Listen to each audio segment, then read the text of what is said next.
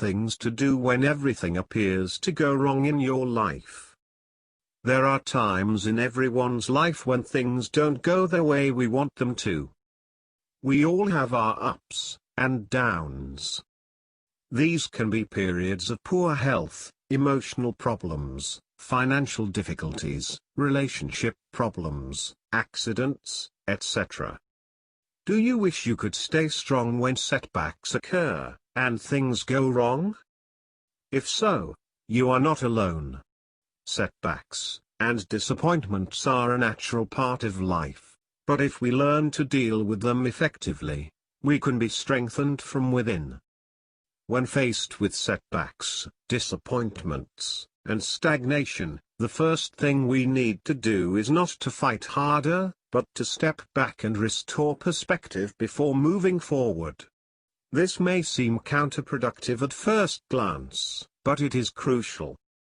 If we focus so hard that we see things in black and white, good or bad, we can get stuck in rigidity. The truth is that life consists of a wide range of possibilities, and not just two choices. Stepping back and refocusing opens our minds to more possibilities for seeing life and acting. Major changes are not always necessary, even a small adjustment can make a difference.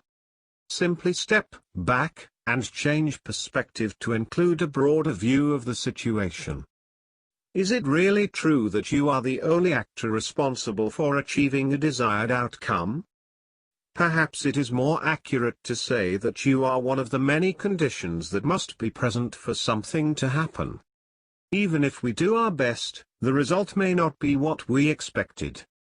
There may be very strong messages from inside and outside that tell us that the outcome is the most important, but that is a limited perspective. The outcome is less important than cultivating our ability to manage anything, even if it's not what we wanted at all. This means that we have to learn to face the fact that we don't know, that we can't control the outcome. We need continue to practice and train our ability to be at peace with our inner self, and we don't take the result personally.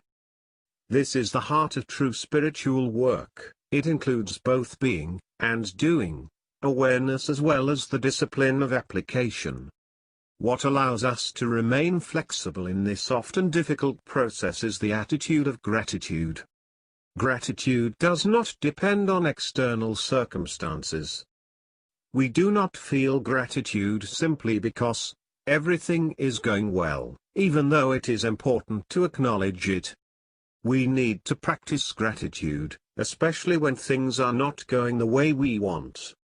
Especially when things go wrong, we are confronted with deeper attachments and desires that are often disguised as needs.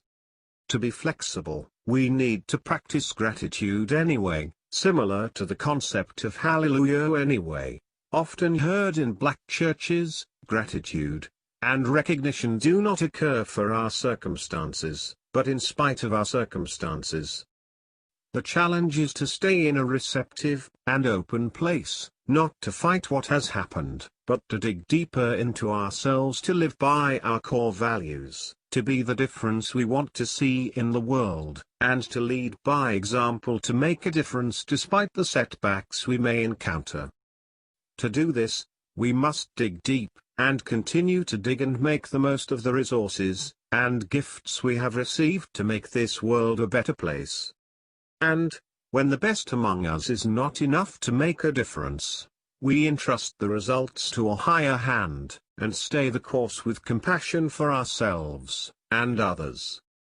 If the conditions are right, the results are certain. Even if the conditions are not yet conducive to an optimal result, we can always say hallelujah, and stay the course.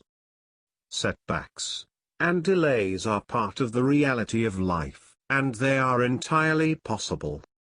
We train ourselves not to stray from dissonance and not to withdraw from what lies ahead, and where commitment and discipline encounter obstacles, our soul learns perseverance and strength. This is especially true when you feel alone, and outnumbered, do not lock yourself into the duality of guilt and shame. You can't manage to feed what you are fighting for, so when you get to that point, step back and regroup. Do some good instead. Realize that we need the shadow to show us the light, and navigate by forgiving the limitations of the shadow, and finding a way to make the light shine. In reality, these statements confuse emotional preferences and needs. They indicate inappropriate use of the limbic brain where needs and preferences are often confused in early childhood. Adults who get stuck in this dysfunctional behavior create a lot of chaos for themselves and others. If we consistently act on our deepest values, any emotional preferences that appear as important needs are either satisfied as a byproduct of a meaningful life, or disappear as unimportant in the larger perspective of a meaningful life. The best way to get the life you want is to look at it from the perspective that you are living it, in accordance with your deepest values and meaning, rather than starting from emotional preferences disguised as needs. If you do this, you will find that your roots dig deeper, so that you can stay strong when things go wrong. Thanks for watching. And, please, like, share, and comment.